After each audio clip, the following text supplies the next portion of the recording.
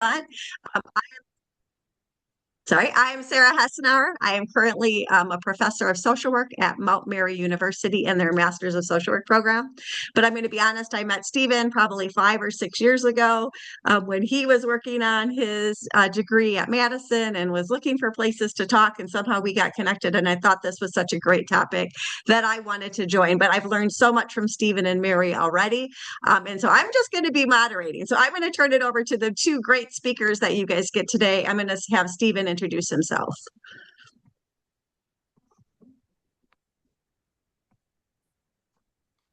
Stephen, you're muted. All right, so, hello everybody. I'm Stephen Miller, and I am a therapist at Synapse Solutions in Janesville. And I recently, in May of 2025, got my master's in social work degree from UW-Madison. And prior to that, I have another master's degree in experimental psychology from Northern Michigan University. So this is a topic that is not only of professional interest but also personal. My wife and I went through infertility, and it really opened my eyes to the mental health in this space. Thank you, Stephen. Yeah. Mary, do you want to introduce yourself before we let Stephen kind of take over for a while? I would love to. Thanks. My name is Mary. I'm a clinical social worker in Madison. I Most of my career this far was in Chicago, doing like community mental health at the intersections of HIV and housing. The last 5 or so years, I've had just my own private practice in Madison doing psychotherapy with adults, which has been great. Similar to Stephen, I also experienced infertility, was able to squeak out two kids through IVF, and also experienced pregnancy loss as well. And I'm excited to kind of dive into all of those topics today with you guys. I do want to say one of the reasons I'm even here today is because Stephen has started an NASW Wisconsin Infertility Steering Committee network so that we can continue to educate people about infertility, hoping to do more talks like this. And we're looking for members. So we're going to say that a couple times. We hope that you join us. And then if you feel comfortable, just while Stephen starts talking, if you could put in the chat only where are you from and why you might be joining this session. We'll kind of monitor that, but I'm going to have Stephen go ahead and then just start talking. So I'd like to start with a visual exercise.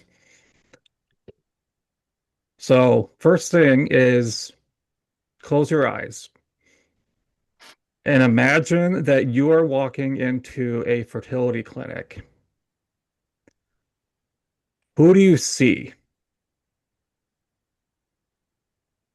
What gender, like what race, what socioeconomic status? And if you feel comfortable, put it in the chat of what you visualize when you think of walking into a fertility clinic and who's in the waiting room.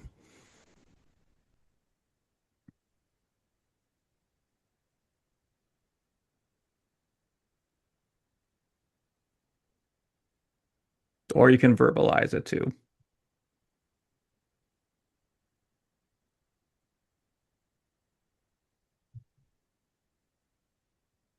So one of the things that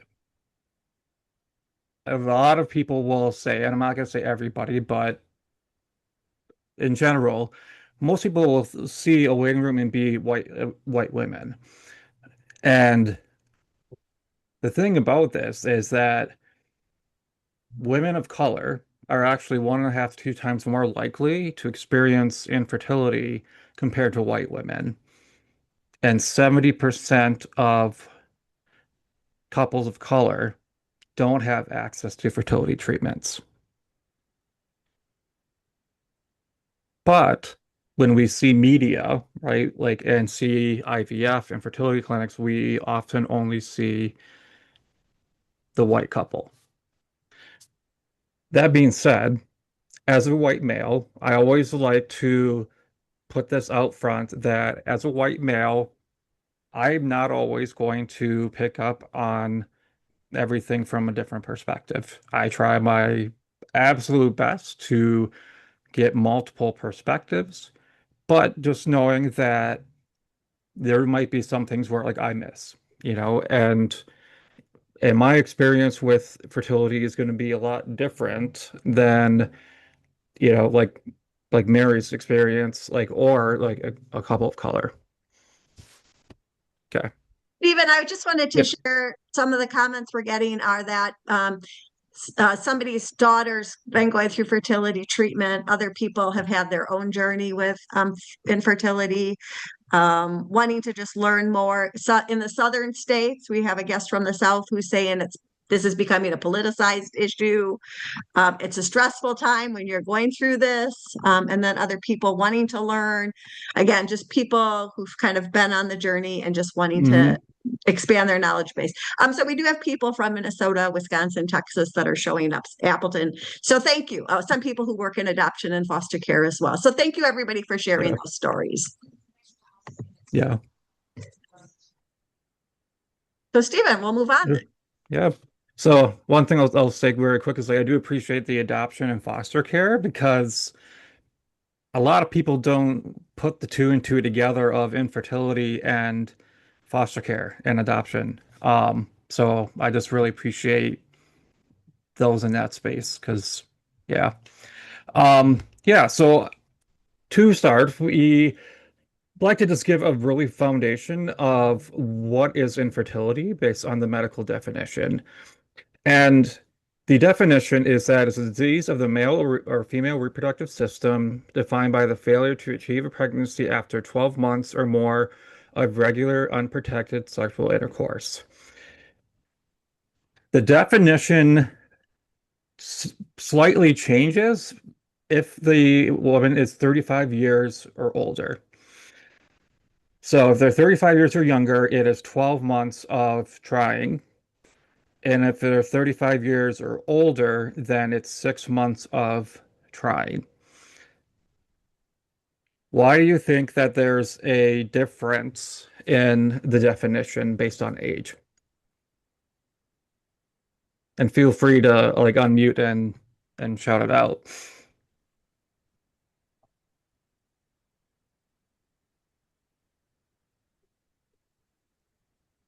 The increase in or I guess the decrease in like eggs and the increase in high risk pregnancies. That's correct. Yep. So as women of 35 years or older, as they get older, right, there's not an endless supply of eggs. And as they get older, the quality of the eggs diminishes as well as the amount. So that is why they have that differentiation between, trying for under 35 and over 35. So a lot of times there are some pretty common myths about infertility, and some of this is, based off of anecdotal evidence or, people, having kind of like this false narrative. Um, and these are some really just common ones that people often will hear. The one that you just need to relax and get pregnant. One thing I will say over and over again is that stress does not cause infertility. Big thing about that is that a lot of the research that tries to link stress and infertility is correlational. And knowing about correlation is not causation. So that is one that I think this gets perpetuated a lot. And really, in essence, when we say like, oh, well, you need to quit stressing, it's kind of like victim blaming, that like, well, if it's your fault, right? Or you need to try harder or stress less if you want to get pregnant. Fertility is primarily a woman's issue. Age only affects women's fertility and not men's. If you already have a child, you can't experience infertility. If my parents never had infertility issues, I won't either. Infertility is always fixable. And to go back to the height of the pandemic, the COVID-19 vaccines causes infertility. Not true. And abortion bans impact fertility treatment. That one does. That one is actually pretty true. So going through all of these, have any of you heard any of these?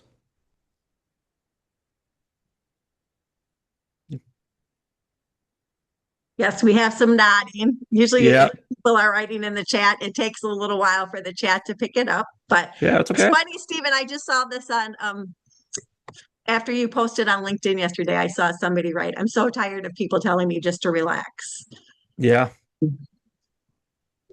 Yeah. I mean, how do you relax? I mean, like, what does that look like?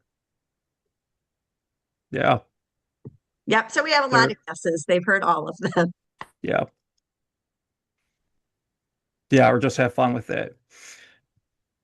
So you might be wondering, like, how often does this happen? Like, or what is like the percentage of people? And currently, it is 1 in 6 people or couples will struggle with infertility in the United States. 1 in 6. When I started talking about this, it was 1 in 8, and now it's 1 in 6.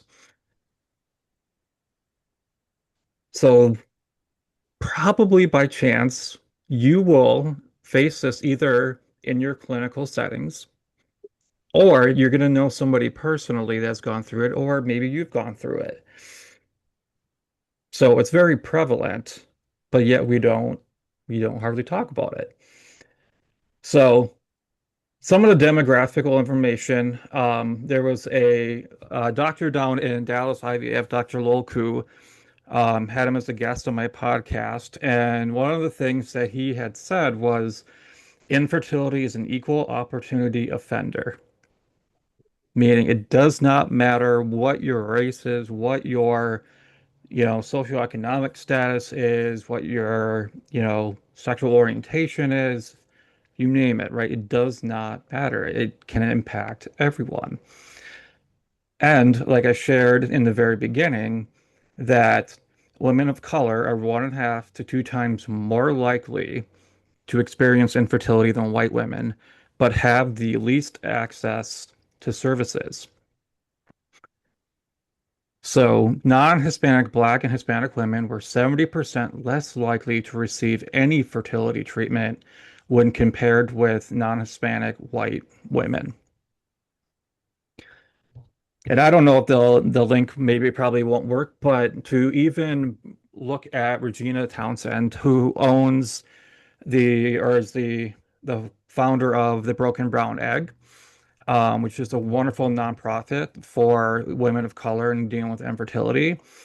And she showed an image of Chicago and then layered it with like where like the communities were, right? So like where were like, people of color living and where were different populations. And then she overlaid that with the where the fertility clinics were located. And what she showed is that all the fertility clinics in Chicago were located in white affluent neighborhoods. So it's not even just the financial piece of being able to afford it. It is the geographic locations of clinics and access.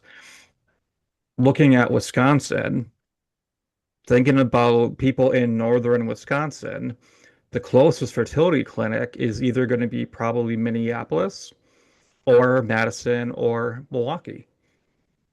So traveling 3 hours, 4 hours, may not be reasonable for people. Before I go on to the next slide, I just want everybody to know that Nadir did put the PowerPoints on there and some common infertility terms that we did not get out to you sooner. So if Stephen is talking, and we'll try to catch him if he's using a word you don't know, but otherwise there is a dictionary there for you.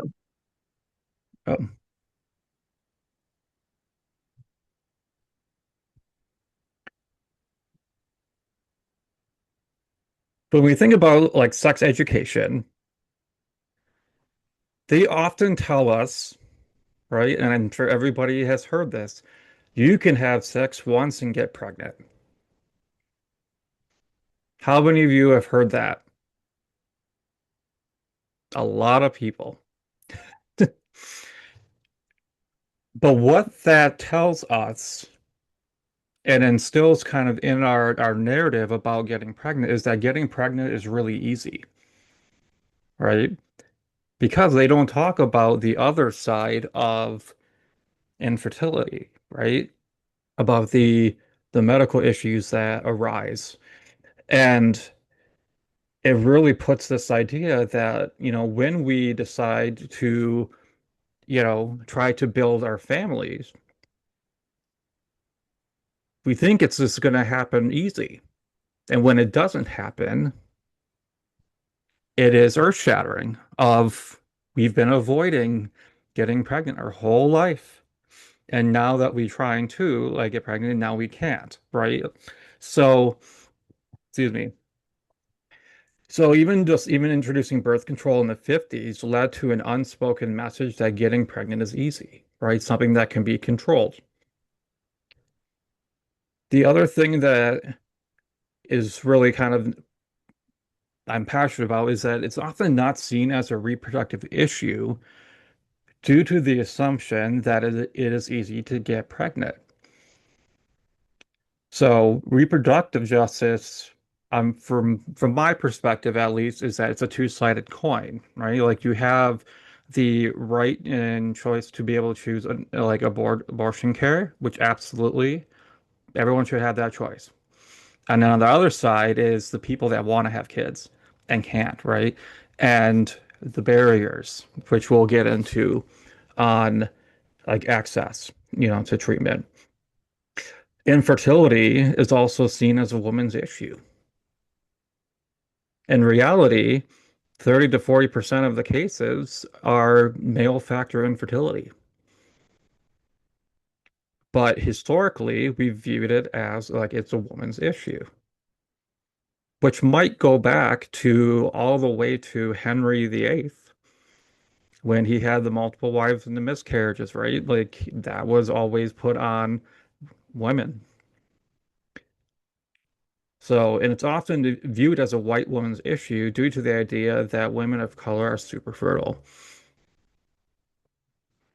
That rhetoric stems from actually from slavery. So when plantation owners would exploit the reproductive capacities of black women to essentially build their workers or their, having more slaves.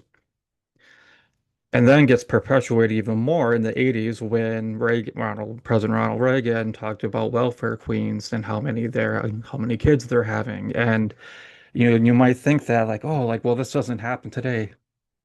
It does. Like I had made a post like not even 2 months ago about this, and a former like person I went to school with, like totally is like, well, they're having all these kids. And I'm like, nope, it's like that's a myth. But so it does happen, and people still have that belief today. There are really two types of infertility. There's primary infertility, which is when a pregnancy resulting in the birth of the child has never been achieved. So that is, they've tried and tried and tried and never even have had a pregnancy. Secondary infertility is when at least one prior pregnancy results in a birth of a child, and now they're having struggles with getting pregnant with either a second child or it could even be a third child, depending on the situation. Right? Could you go back one though, just for a second? One thing that I wanted to add in here is so there's a third definition, and it's social infertility. And that definition is used for the LGBTQ community and same-sex couples. The reason why that there's now a definition for that is because insurance companies in states that have mandated coverage would look at the definition of infertility, and then they would say like, well, they don't have both parts, so we're not going to cover fertility treatments for an LGBTQ couple. So now we have this definition of social infertility to be included in legislation to help with access to fertility treatments for this population. Okay. Like I kind of said before, male factor infertility happens in about 30 to 40% of cases. It can be caused by like genetic diseases, for like example, like Klinefelter's like syndrome, where they have XXY chromosomes, an extra X. That can be a huge, like that can cause like infertility or having a deletion on the Y chromosome. Environmental factors, stuff like, Agent Orange and certain, chemicals and like warfare chemicals, can cause infertility. And then there's physical health, right? It's, being like overweight or, drinking excessively or smoking excessively, smoking marijuana excessively. Um, and then there's some times where there's just unknown causes, like there just happens to be either a low count or no count. Um, yeah, I mean, those are kind of like the primary ones for like male factor infertility. Um, one thing I'll add is that there's also there's a varicocele like in the testicles like that could cause a lowered like sperm count, and that is really like helped with by surgery, like they're fixed by surgery. Um, and I think for most people, that's probably like the best outcome, like is to be able to like have a surgery and be able to fix it. So going into female factor infertility, this occurs about the same, about 30 to 40% of the time. And then like 10 to 20% of the time, it is, dual factor. So this can be caused by like failure of ovulation, problems in the menstrual cycles, structural problems of the reproductive system.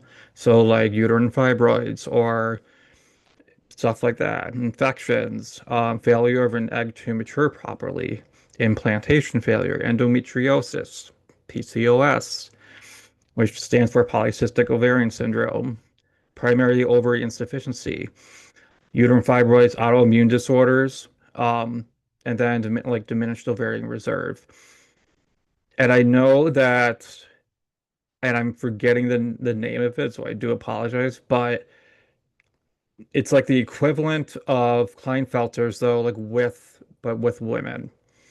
A Turner syndrome.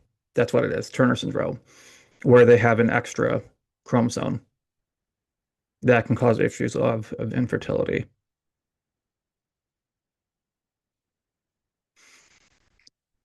Something that I think that often gets overlooked, because I think we look at infertility and we can look at the individual, right? Like, oh, is it male factor? Is it female factor?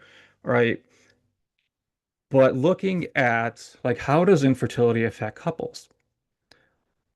There was research that was done in Denmark, and it was a longitudinal study about couples that went through fertility treatments or engaged in these treatments. And what they found is that couples who were not successful with fertility treatments, 25% of them ended in divorce. 25%, that's one in four. One of the things to think about when you think about this number is about like the different stages of grief or the different ways that people grieve. So a common one that obviously that on a personal level, like this has happened to me. And for me, like going and doing the day-to-day everything, the daily grind was a way of me coping and trying to have some normalization in my day when dealing with infertility. From my wife's perspective, that looked like that I did not care. That I wasn't, I wasn't emotional about this. I wasn't, like it didn't seem like I cared about it or could care. And that was not remotely even close.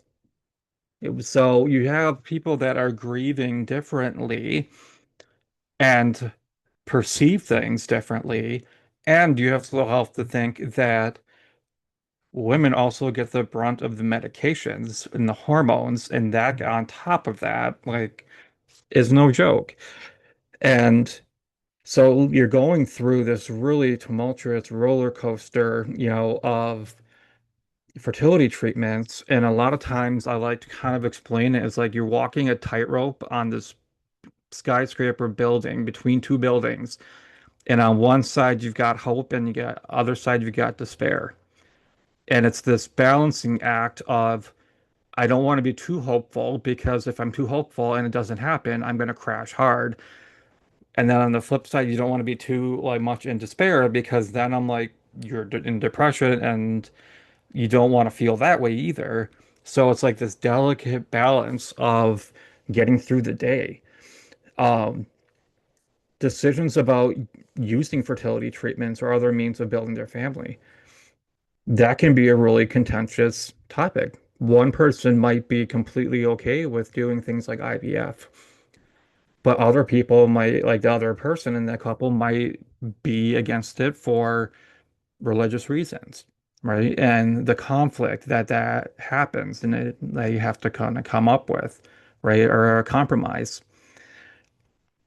Financial decisions. In Wisconsin, Wisconsin is not a mandated insurance coverage state. I think now we're maybe up to 24 states. I think Minnesota is actually getting really close to getting mandated insurance coverage, but Wisconsin's not. So, on average, and this has gone up a little bit, like with inflation, but the average cost of successful IVF, including medications, is around 45 to $50,000. Most people that make $100,000 or less cannot afford IVF. The only way that my wife and I were able to afford IVF was my paternal aunt used her inheritance money from my grandparents to pay for IVF. That was the only way that we were ever able to be able to pursue it. And not everybody has that luxury. So it's a hard thing to kind of swallow to say like, hey, like this is going to cost so much money, right? Um, and it could be that that's another source of conflict because one person might be totally okay with borrowing money from family. The other person may not have like great experiences with borrowing money from family. So that can be another contentious, conversation amongst couples. And plus, side effects from hormone medications. Medications are like not always, I mean, it's majority of it goes to women, but there are men like that have get prescribed like hormone medications. I was prescribed Clomid, and I tell you what, like that unleashed a whole lot of stuff for me. And it was honestly crazy. It was like 4 hours of being in this like trauma despair, like I just got flooded. So that hormones like are no joke. So types of fertility treatments, there's, oral medications like, Clomid, to, help kind of induce ovulation. There's IUI. This one I like to kind of call it like the turkey baster method, where sperm is inserted into the uterus. IVF or in vitro fertilization. That is where they take the egg and sperm and then put it together and let it grow for like 5 or 6 days. Um, And then we have intracytoplasmic sperm injection. So this was something that like we did and during our IVF cycle. So this is kind of like an add-on. But this is where an embryologist will literally take one sperm and inject it into the egg and then essentially fertilizing it and then watching it to see if it takes.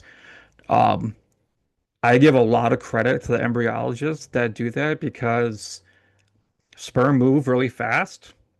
And in order to actually grab one, you actually have to hit it and then to slow it down and then grab it. And then it's a whole process. And there's no training in school for this either. So a lot of this training, people, like these embryologists are staying after work hours to practice this skill. So I give them a lot of credit. Um, the other parts are like third party reproduction. So that's would be like if somebody's using donor sperm, donor eggs, or donor embryos, and surrogacy. So like for same-sex male couples, like often will use surrogacy because they don't have a uterus, so they will do that. Um, to update this a little bit, so compensated surrogacy was illegal in Michigan. And I think it was like around this time in 2024, they overturned that law or changed it where compensated surrogacy was now legal in the state of Michigan. One of my wife's sisters, like good friends, was a surrogate and was her family was from Michigan. And the entire time of her third trimester, she did not step foot in Michigan because if they found out that she was compensated as a surrogate, they would have put her in jail and charged her with a felony. So that is no longer the case, thankfully. Um, and Nebraska, it's not necessarily like illegal. They just do not recognize the like reproductive contracts. So, which makes it really risky for an intended parent to have a surrogate, and then there might be some legal repercussions for that. So the basics of IVF is that women like are usually put on birth control to start to kind of stop the, like their menstrual cycle. And they're put on hormones and to help essentially like increase their follicles and the number of oocytes or eggs. Um, and women will be put under, so they put under anesthesia, and the fertility doctor will retrieve the eggs. And typically, what will happen is right after that, then the male will essentially give their sperm sample. They will fertilize the eggs and by the embryologist, and then it's a waiting game at this point. So they wait to see if they're fertilized. And usually what happens, so if you start off with 12 like embryos, after like day three, like or like about a third of them won't fertilize. So that would so a third would be what, eight? So then you would have eight embryos, and then a third of those will make it to day five. So there are some clinics that will have the embryos grow until day five, which is considered a blastocyst. And there are some of them will freeze the embryos and then, you know, and do a transfer later on. But there are some clinics that will do a fresh transfer. So they do it, they get day five, you come back in and they transfer right away. Um, After the transfer of the embryo is the 2 week wait. And Mary will get into like some of the like the clinical things and mental health, but that is literally the most dreaded time of the entire process of IVF because you do a transfer and then you have to wait 2 weeks to see if it works. That's a hard weight to see, especially when people have invested medications and number in like financial and trips and like a lot of things go into it. And then after the 2 week wait, you take a blood test to check your beta levels. And then even then, it's you do that, and then it's in, I think it's like if it doubles in 24 hours, then that's considered to be pregnant.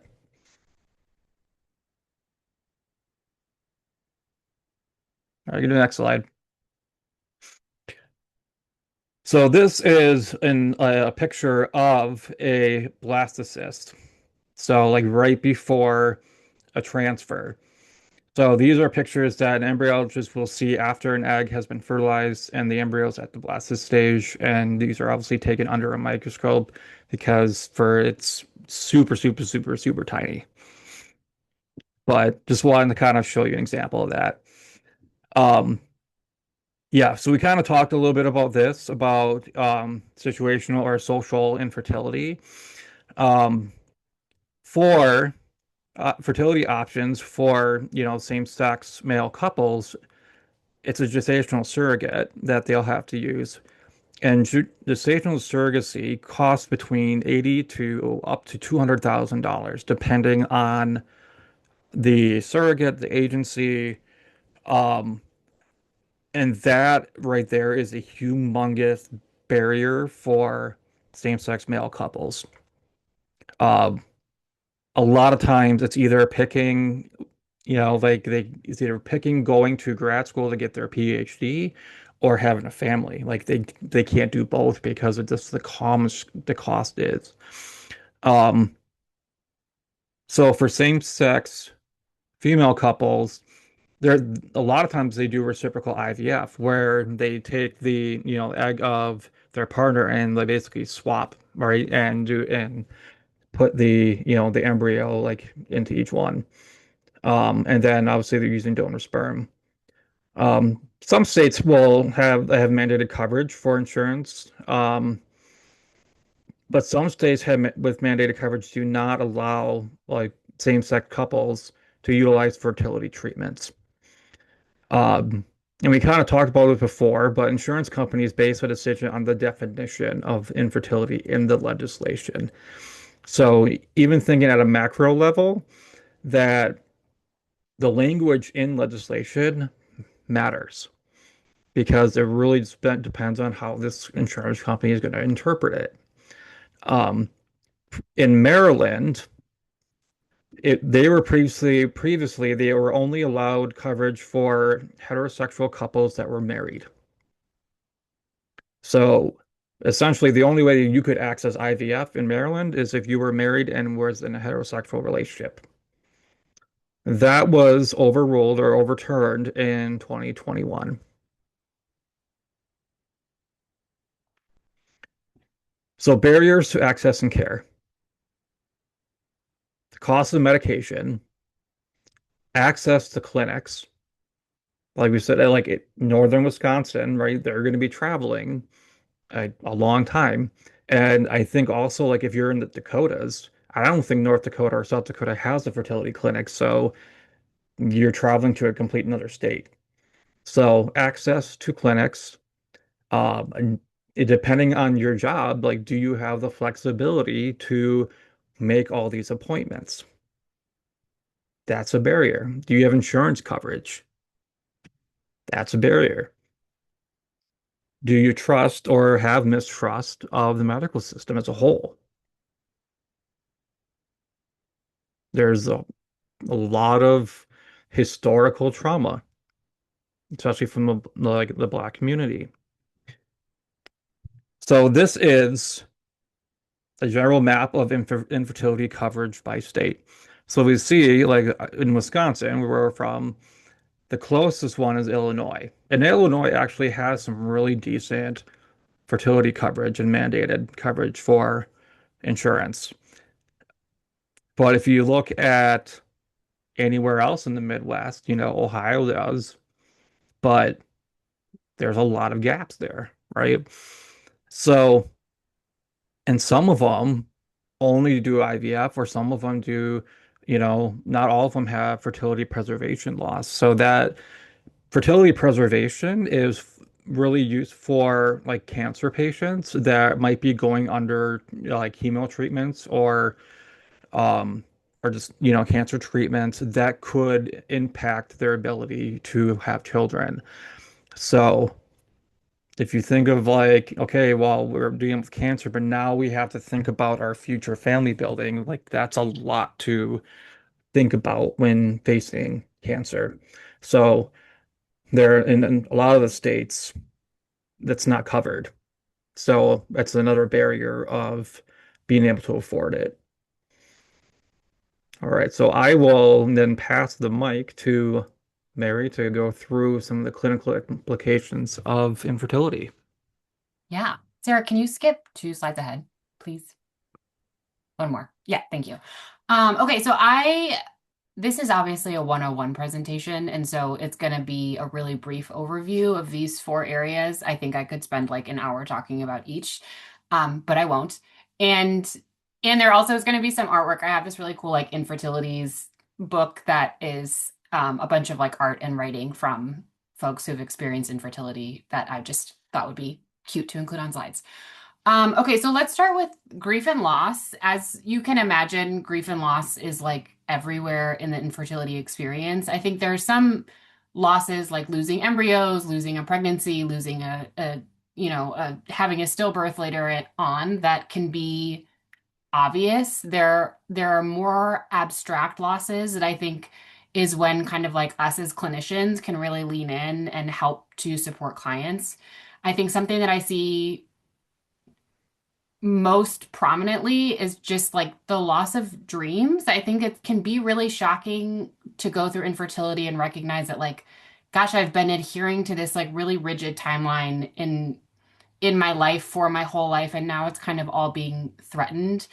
Um, and I don't know if y'all do therapy with folks, but like something that I've found so interesting is just infertility or not, like how complicated birthdays are for people. And like it's so universal and it starts, I feel like, late 20s and then ends at like 40. And it's not a coincidence that that's like the time frame that people are usually wanting to have families, wanting to get married. And I think that loss of like, gosh, I always knew I wanted to have my whole family like done and on this planet by age 33. And it's like, that was out of my control and I couldn't decide that anymore. And there's just a lot of like grief that comes with that.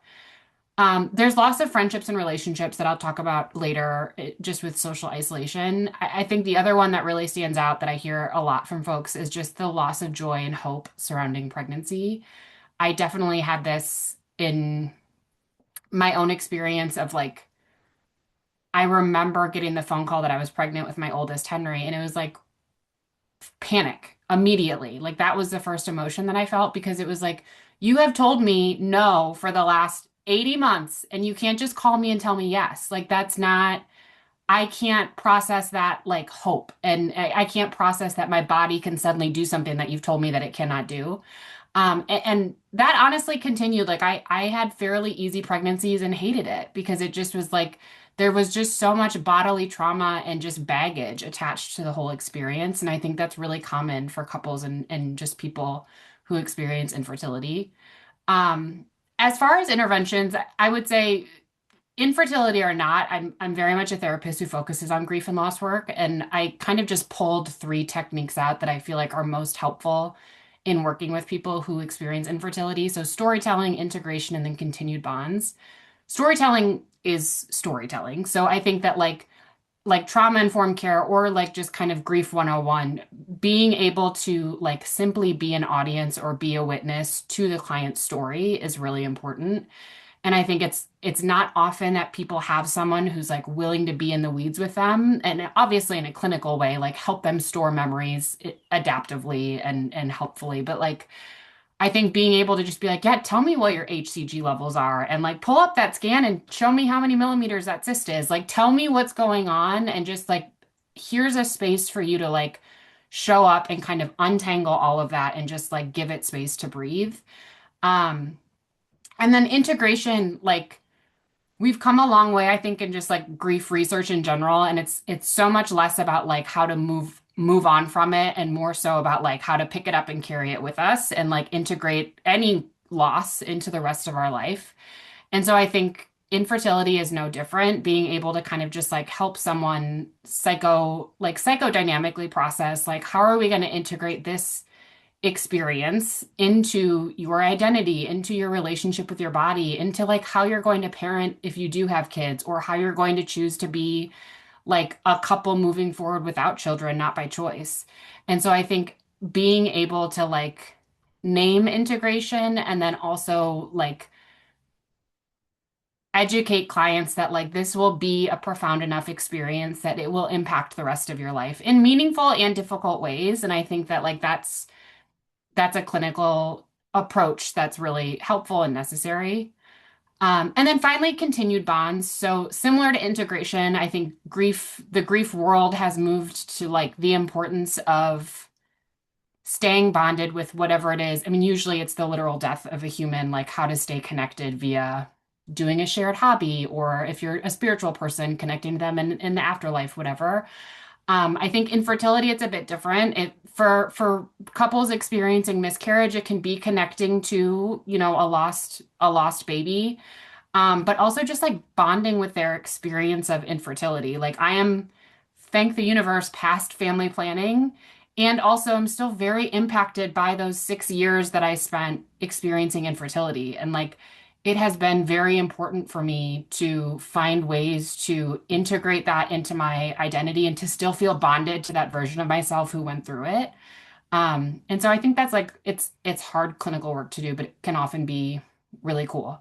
You would note that none of the interventions on this slide are like CBT or like skills focused. I think that's just like not the time and place for it. And I will note out too, like I do a lot of supervision for folks and notice that I think the more green of a therapist, or the more green a therapist is, the more just like inclined they are to use CBT and skills-based techniques, just because I think that's like more comfortable. And so if you're a supervisor or just a therapist, just to have introspection about like it's okay to be uncomfortable, it's okay to just kind of like sit in this with them without needing to have like a solutions-oriented fix, because none of this is fixable. It's a mess. And so really it's about just like how to untangle it. I think that's kind of just like the simplified version of like what it looks like to handle grief and loss. Okay. The next is shame and stigma. And so Stephen talked about this a bit. But I think especially for the person within the couple who is the infertile one, just that like your body isn't working as it should. It feels totally inhabitable, which is like an ugly feeling. Especially if you're married. Like I know with my partner, it's like we both wanted kids. We both entered a marriage wanting children, and suddenly I can't give you that. And so like just the shame that can come up with that within a couple can be really big.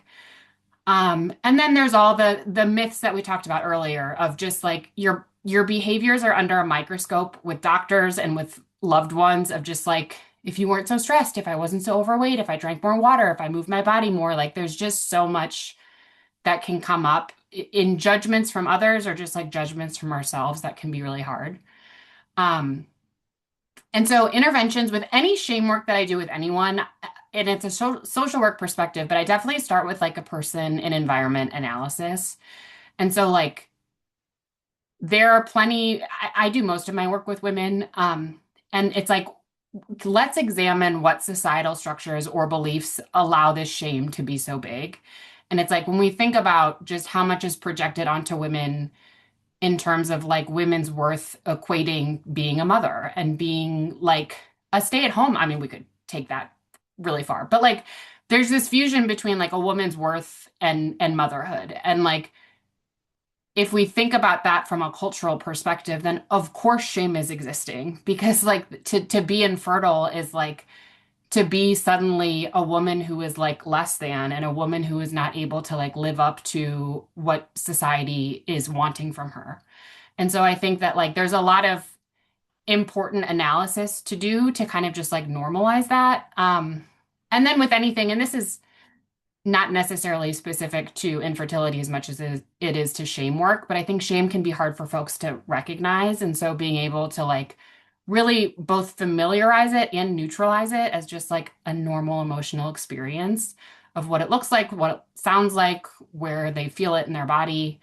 And then also introducing other emotional experiences to sit alongside of shame. So it's like shame was very front and center for me throughout infertility. And also, I still could enjoy going on walks and I still could enjoy eating fun snacks. And I needed to ensure and help clients ensure that like we're not closing off any funnel to any of the other emotional experiences. Like they can all be open and we can experience them at the same time.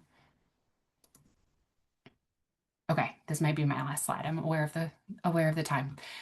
Social isolation is also a big one. I think this has surprised me both personally and clinically in terms of how central it seems to be for people's infertility experience. I think that like there's this huge feeling that others are moving forward or moving on without you. And I think this also comes up with people I work with who like want to be married but are still single or want to be in a cool condo but still live with their parents. Like there's this idea of like, oh my God, everyone's moving in this linear way and I'm stuck behind. And then feeling left out of an exclusive parenting club, unwanted changes in close friendships or relationships. And then this is also a big one, just navigating hurtful or insensitive comments made by others. Um, and so as far as interventions go, I think there's a lot of solutions focused planning around how to navigate relationships with the reality of infertility in mind. Understanding and utilizing the idea of mirrors as a way to give insight into relationships. And so just to use an example, I over the however many years I was going through infertility, a lot of my friends, my sister, my sisters-in-laws, they all got pregnant. Pregnancy announcements suck. And like, I think being able to sit down with someone and just recognize, and it's a joke with clients because I bring this up all the time of just like, what mirror is being held up? Because mirrors are everywhere. And I think that like when my sister was pregnant, it's like, of course I wanted her to be pregnant. Of course I wanted her to have a healthy pregnancy. And also it was a gut punch. And I hated that she was pregnant. And it was the worst. And like that mirrors just my own grief. That mirrors just like watching someone else have something that I want and can't have yet. And so to be able to just like equip clients with the right language to understand that, because my last point, which I hear so much from friends going through infertility and also clients, is that like it can feel so ugly to have such bad emotions about other people's joy. And like I felt so much bitterness and so much resentment. And I'm like a kind person, I promise. But it just was like, no, this is so awful. And so like how to just normalize that like that all makes sense. And that's because of all of these mirrors, and that's because of just like really complex experiences that we're going through. And I will note just quickly, and then I'll wrap up, that there are plenty of support groups I think that exist. And what's really difficult about support groups in the infertility space is that you are never going to find anyone who's like going through the exact same thing as you or is at the exact same stage. And so I know I tried support groups. I hear this from clients all the time that they go, and it's like, if you go, you don't want to talk to someone who had a successful pregnancy because that's not you yet, and that doesn't feel good. But you also don't want to talk to someone who's been infertile for 15 years because that doesn't like, you don't want to know that that could be your future. And so it's like, it can be really hard to create spaces of connection, even within the infertility world, because everyone's infertility journey looks so different. Which is why I think individual therapy is helpful, but I also think that like having more therapist-led support groups would be helpful as well. Um, I put psychological distress last because I think as social workers, that's probably like clinically what we're used to like doing the most, just in terms of like treating symptoms of depression and anxiety. So I maybe will pause here and just see in the last that's the book that I was talking about. Stephen just put it in the chat that has the cool like artwork and essays and poems and stuff. Um, but want to see if there are any like questions or comments.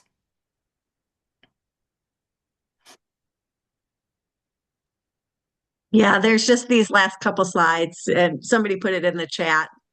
Yeah. Fertility triggers or those things that Okay, bring so emotions, Mary. Like, yeah, maybe can you go to the next one or no? There's the 2-week wait chat.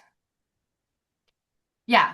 let me just squeak this out because I think Stephen mentioned it and I think it's really important to know. And I'm sure like I work with a lot of women who aren't experiencing infertility and the 2 week wait still sucks when you're like trying to have a kid and you're waiting to see whether or not you're pregnant.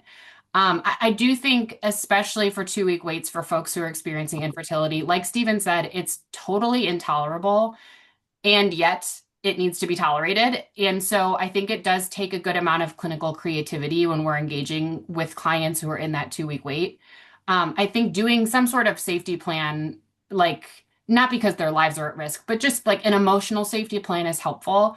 And in a lot of cases, something I'll call out is that like I think distractions within the therapy world can get a bad rap. And in a 2 week wait, I think that can be viewed more so as adaptive than maladaptive. Just because to be in your own body and to be monitoring every symptom that comes up and am I pregnant? Is that a PMS symptom? Is it not? Like it just is too much that to like really allow and give permission to be distracted, I think is really like actually clinically helpful. So I just wanted to call that out because it can be feel a bit counterintuitive as clinicians. Thanks, Mary, for doing that. Um, Nadir, I knew you have some wrap up. I also just wanted to, give some resources, um, where you can, kind of reach definitely Stephen and Mary, for some support in dealing with this or getting more education. Like Stephen said, he even does podcasts and stuff like that. So Nadir, I'll hand it back to you in the last couple minutes to do what you need to do. Thank you so much. And thank you all for participating. Thank you, Sarah, Stephen, Mary, for presenting on Infertility 101, the basics you should know. Your evaluation will launch shortly. And then I will send an email to all of the participants who joined us today with a link for your quiz and a link that also shares the PowerPoint and handout. And I'll also make sure to include the book. Once you have completed both the quiz and the evaluation, you will receive a certificate within 10 business days. At the end of the quiz, you will be prompted for a key word. And today's keyword is infertility. You will also be prompted to provide your email and name that you would like on your certificate. Thank you all so much. I'm going to go ahead and stop recording.